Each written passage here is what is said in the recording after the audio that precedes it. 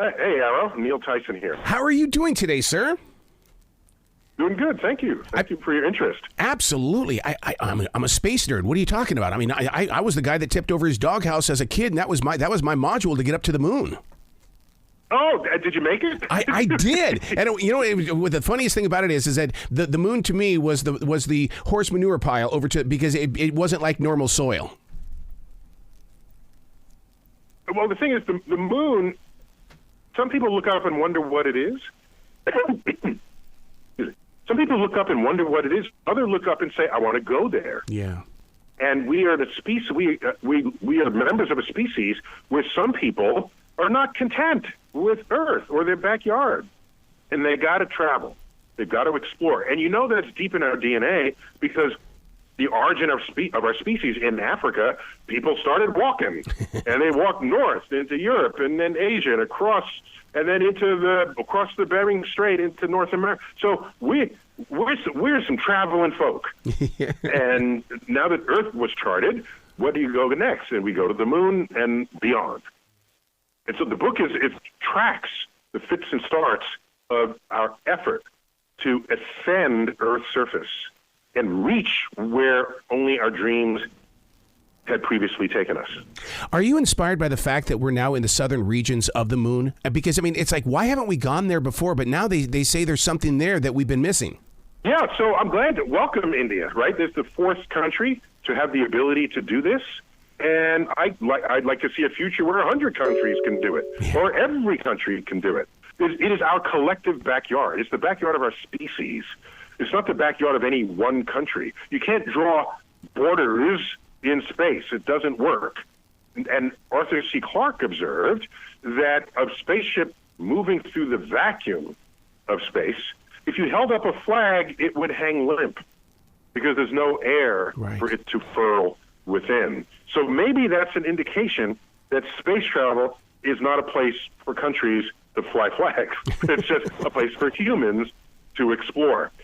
So that's, I think it's a good sign. And yeah, we're going back to the moon. Part of me is saying we feel spooked by China because China says we're going back to the moon. Right. It's a kind of a new high ground. Because if we were really interested in the moon, we would have stayed there in 1972, but we didn't. We would have gone back in 1980. We didn't. 1990, 2000, 2010. We didn't. China's economy grows and builds, and the technology powerhouse. And they say they're going to the moon, and we say we're going back too.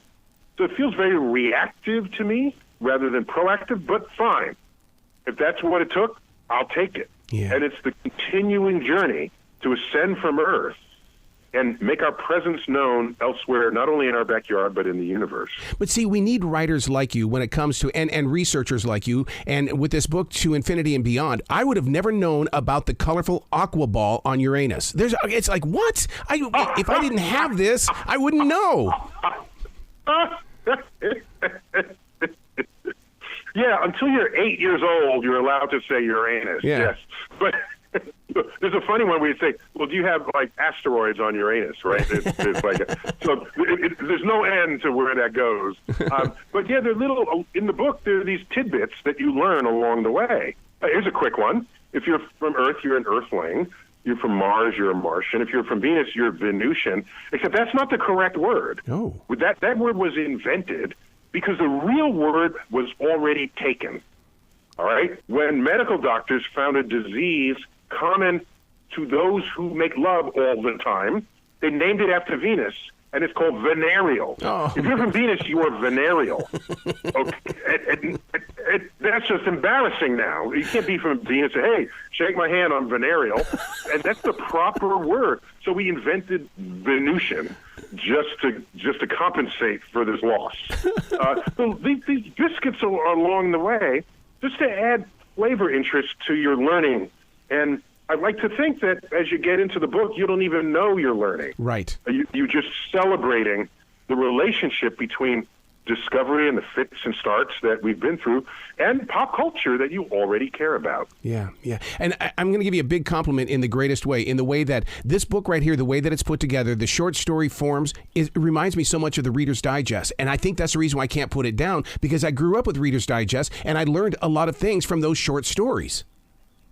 Yeah, every page you turn in Reader's Digest, there's a little box with some cute information in it. And you can get through it. Yeah. There are people who are not big readers, and I respect them that get their information other ways. This book will serve a reader. The book is 320 pages long, but it's heavily illustrated, as Nat Geo is known to do. Nat Geo makes some beautiful books, and we collaborate with them partly for this reason, to maximize the exposure the science can get in a world where pseudoscience and anti-science and all these other forces against access to objective reality are unfolding. Wow. Let's put focus on the Mars Mariner 4. In its heyday, was it just as meaningful and powerful as Perseverance is to us today? I love that question. Here's why. We look at it saying, it only learned this or that. But at the time, we knew hardly anything about Mars. Think about it. I have in my office at the planetarium, I work in New York City at the Hayden Planetarium, I have in my office 2 large paintings, original works of art, that appeared in textbooks, color illustrations of a scientifically literate artist who took the drawings from Percival Lowell as literal truth, because he's the one 110 years ago who drew canals on Mars. Wow. And he had, we thought, was the best telescope around. Turns out no one could verify it. Everyone else, we don't see it. Well, I can see it because I have the best telescope. He's rich. He's from the Lowells of New England. He built a fine observatory in mountains in Arizona where there's no clouds. So it was hard to rebut him until we were able to. And one of them was not only better telescopes, but the Mariner, the earliest Mariner missions to Mars, got close-up photos, no canals. Wow. And the significance of this is a canal is artificial. Intelligent life makes canals. So when Lowell said there's canals on Mars, people said there must be Martians there digging them. And he imagined these canals connected the ice caps to cities, because maybe the cities were running out of water and Mars has ice caps. So they would flood, they'd melt the water and flood. He developed a whole ecosystem for this. And here's something you might not know. But when he published his Mars and its Canals in 1895, 96, within a year, H.G. Wells published War of the Worlds. There you go. Mm-hmm. Because the idea that there was life on Mars was in the pop culture, and he exploited that. It's there's life on Mars, and they want to suck our brains out. Here's War of the Worlds. You got to come back to this show anytime in the future, Neil. You're a fun guy. I love the way that you research, and I love the way that you share what you're learning. Well, thank you. I'm just celebrating I help you as a conduit to the cosmos for whoever wants to pay attention. That's what I'll do. You be brilliant today, okay? We'll try, everybody.